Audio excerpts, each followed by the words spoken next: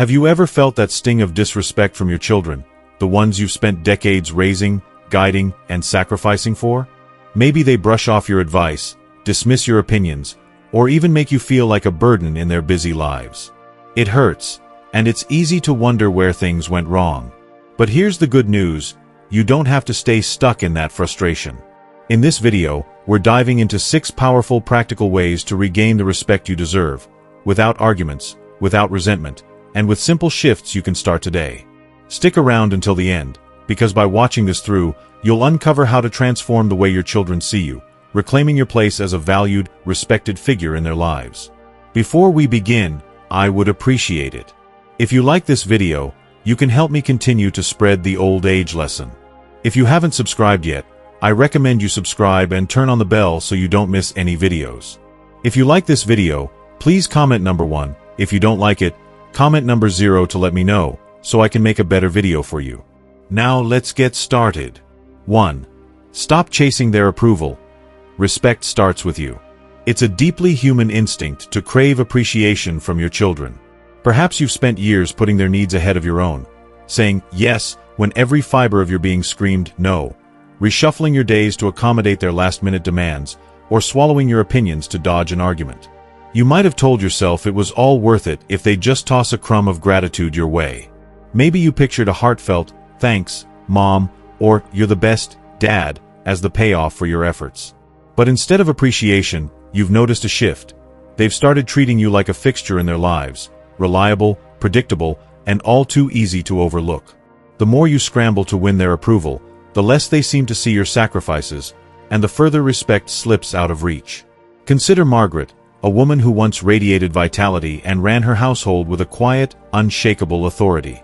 She was the kind of person who could whip up a meal for 10 with one hand while balancing the family budget with the other. But as her children grew into adults and she entered her later years, something changed. Eager to stay close to them, she began deferring to their every whim. She let them dictate holiday plans, silenced her preferences to avoid rocking the boat, and even stopped sharing her stories because they'd roll their eyes or change the subject. Keeping the peace became her mantra, but that peace was a mirage. The cost was steep. Her children no longer saw her as the vibrant, capable woman she'd always been. To them, she'd become a shadow, someone whose worth they didn't need to consider because she'd stopped considering it herself. Margaret's story holds a powerful lesson. Respect isn't a prize you earn by bending over backward or erasing yourself to fit someone else's mold. It's not a transaction where your selflessness guarantees their admiration. Instead, respect is a mirror. It reflects how you carry yourself and how you honor your own needs and boundaries. If you want your children to value you, it starts with valuing yourself. Draw a line in the sand. Say no when something doesn't sit right, even if it sparks a raised eyebrow or a huff of frustration. Voice your thoughts, even when they clash with theirs. Your perspective isn't less valid just because it's yours. Yes, feathers might get ruffled, and the first few times might feel awkward or tense. But over time, they'll notice the shift. When you stand firm in your worth, they'll start to see you not as a doormat or a convenience, but as a person deserving of respect. It's not about forcing it out of them. It's about showing them it's non-negotiable. 2. Don't argue. Lead with quiet strength. When your children brush off your opinions, interrupt you mid-sentence, or act like your input is background noise, the frustration can hit like a tidal wave. Maybe they dismiss your advice with a curt, "Times have changed," or talk over you as if your voice is a relic they've outgrown. Your gut reaction might be to push back hard, to raise your voice and demand, "I raised you. I deserve to be heard." You might feel the heat rising in your chest, the years of diapers changed and late nights spent worrying bubbling up into a shout. It's tempting to think that if you just argue long enough or loud enough, they'll finally get it. But here's a sobering reality. Arguments rarely pave the way to respect. More often, they're a quicksand trap, sinking you deeper into resentment, widening the rift, and leaving you feeling diminished instead of validated. Take Frank, a retired high school teacher who'd spent decades commanding classrooms with ease. He was used to respect, students hanging on his every word, colleagues seeking his counsel. But with his grown children, it was a different story. They'd breeze past his suggestions about finances or family plans, treating him like an outdated encyclopedia rather than a living, breathing person. At first, Frank fought back. He'd argue passionately, recounting his years of experience, desperate to prove he still had something worth hearing. But the more he pushed, the more they pulled away. Eye rolls turned into stony silence, and the gap between them grew into a chasm. Exhausted and disheartened, Frank realized he was chasing a mirage. Winning an argument wasn't the same as earning respect, it just left everyone bruised. So, he tried something different. The next time his daughter cut him off mid-sentence, he didn't snap back. He took a breath, nodded calmly, and let her finish. When he spoke, it was with a steady, unhurried confidence. No shouting, no pleading, just a quiet clarity that said, "I'm still here and I still matter." When his son shrugged off his advice, Frank didn't launch into a lecture. He simply stood his ground, unruffled, and let his actions, his consistent, dignified presence, do the talking. It wasn't instant, but over months, something shifted. His kids started pausing when he spoke, weighing his words instead of dismissing them. They noticed not his volume, but his strength, the kind that doesn't need to yell to be felt. The takeaway: stop battling for their respect. Embody it instead.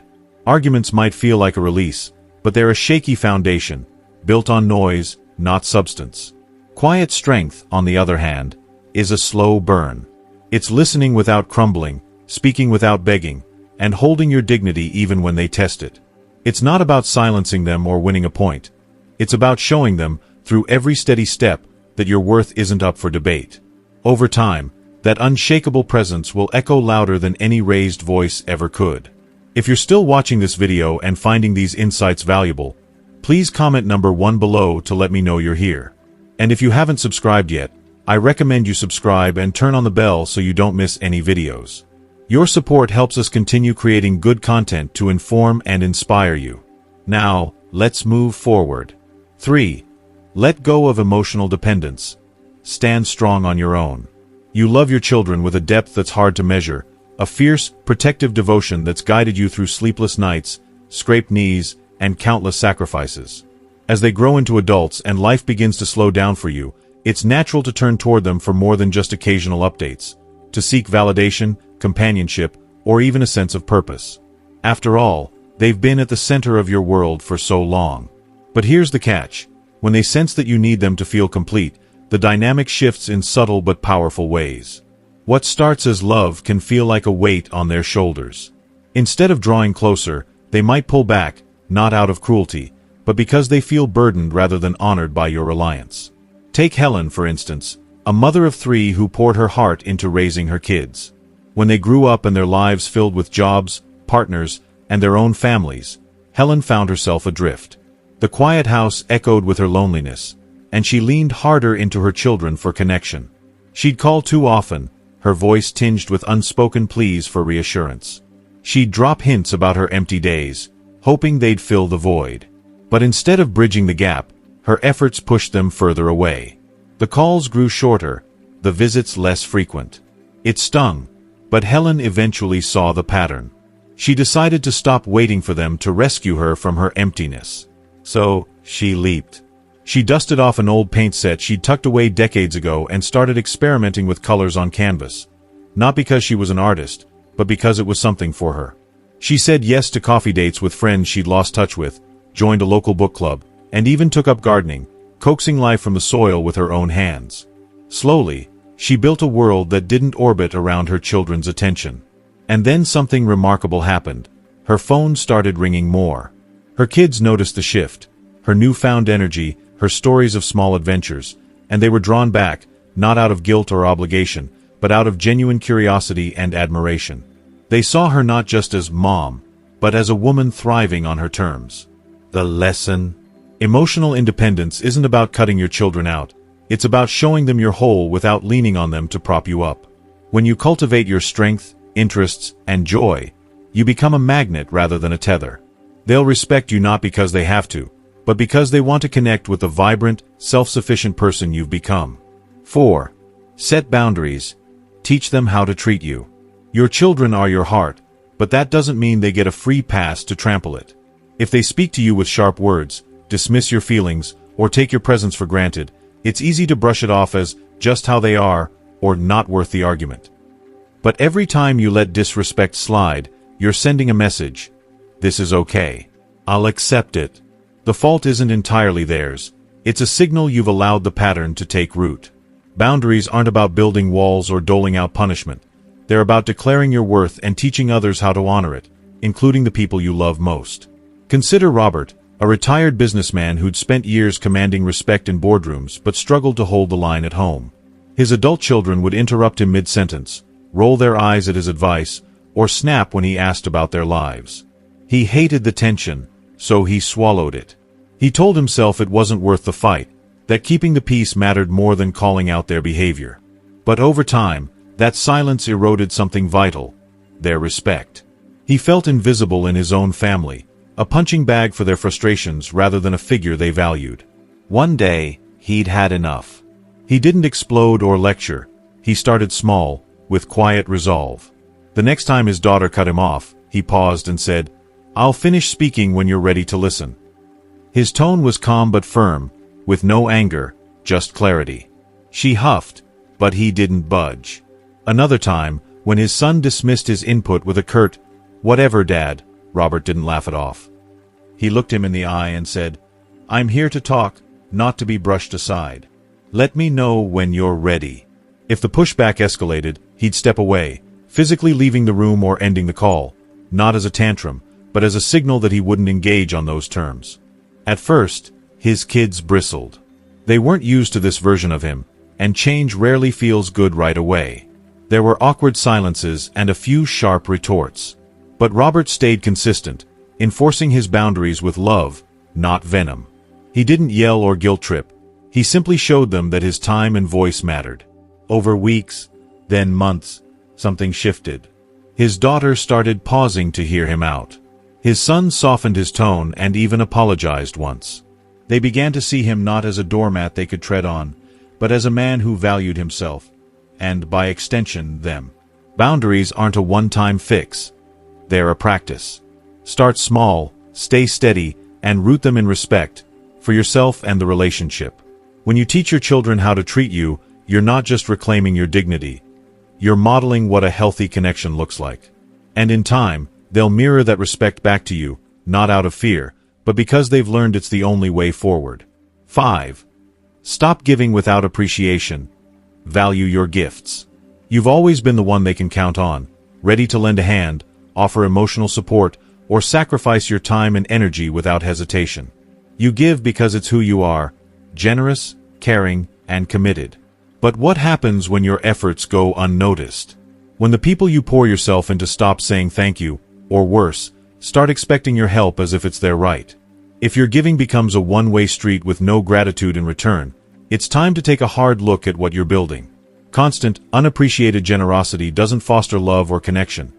It plants the seeds for entitlement, resentment, and a dynamic where your worth is tied to what you provide rather than who you are. Consider George, a devoted father who spent years bending over backward for his children. He'd drop everything, work deadlines, personal plans, even his own, to fix their problems or meet their needs. A flat tire? He'd drive an hour to change it. A last-minute school project? He'd stay up late gathering supplies. But over time, his kids stopped thanking him. They didn't see his sacrifices. They saw a dad who'd always say yes, no matter what. The more he gave, the more they took, until his generosity became invisible, just background noise in their lives. Then one day, George hit his limit. When his daughter called expecting him to bail her out of yet another mess, he said no. He didn't lecture or guilt-trip. He simply stepped back and let her figure it out. At first, his kids were stunned, even angry. But as his help shifted from an automatic given to an occasional gift, something changed. They started noticing what he'd done all along. A simple, "Thanks, Dad," began creeping into their conversations. When he did step in again, it carried weight. They valued it because it wasn't guaranteed. The lesson here isn't to stop giving altogether. It's to stop giving blindly. Your kindness, time, and energy are precious. They're extensions of you, not an endless resource to be tapped without thought. If the people in your life don't see that, it's not your job to keep proving your worth. Pause. Let them feel the absence of your support. Tie your generosity to mutual respect, and watch how it transforms the way they see you. When they realize your gifts come from choice, not obligation, they'll start to value both the giving and the giver more deeply. If you're still watching this video and finding these insights valuable, please comment number 2 below to let me know you're here. And if you haven't subscribed yet, I recommend you subscribe and turn on the bell so you don't miss any videos. Your support helps us continue creating good content to inform and inspire you. Now, let's move forward. 6. Build a life outside of them. Shine on your own. When your children were young, they were your universe. Every decision and every moment revolved around them. You poured your heart into raising them, and that focus made sense then. But if they're grown and you're still orbiting their lives, waiting for their calls or measuring your days by their attention, you might be sending a message you don't intend, that you're incomplete without them. People, especially your kids, respect those who stand confidently in their light, not those who linger in the shadows hoping to be noticed. A life that's entirely wrapped up in them can feel like a burden, not a blessing, and it risks reducing you to a role rather than a whole, vibrant person. Take Eleanor, a widow who faced this firsthand. After her husband passed, her kids became her anchor. She'd call them daily, drop by unannounced, and fill her time fretting over their choices. Were they eating well? Were their jobs secure? She meant it as love, but they felt smothered. Over time, they pulled away, answering her calls less often, and keeping their distance. It hurt her deeply, but then Eleanor made a shift. She stopped waiting for them to fill her days and started building a life of her own. She joined a book club and discovered a love for gritty crime novels. She signed up for a group trip to Italy with new friends from her yoga class.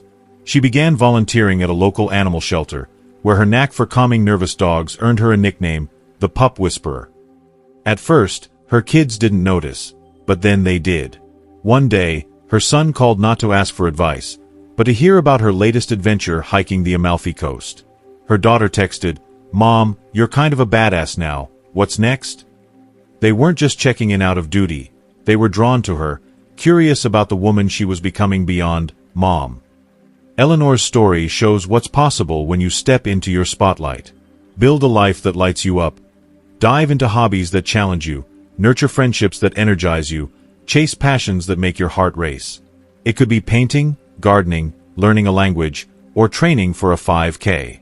The specifics don't matter. What matters is that it's yours.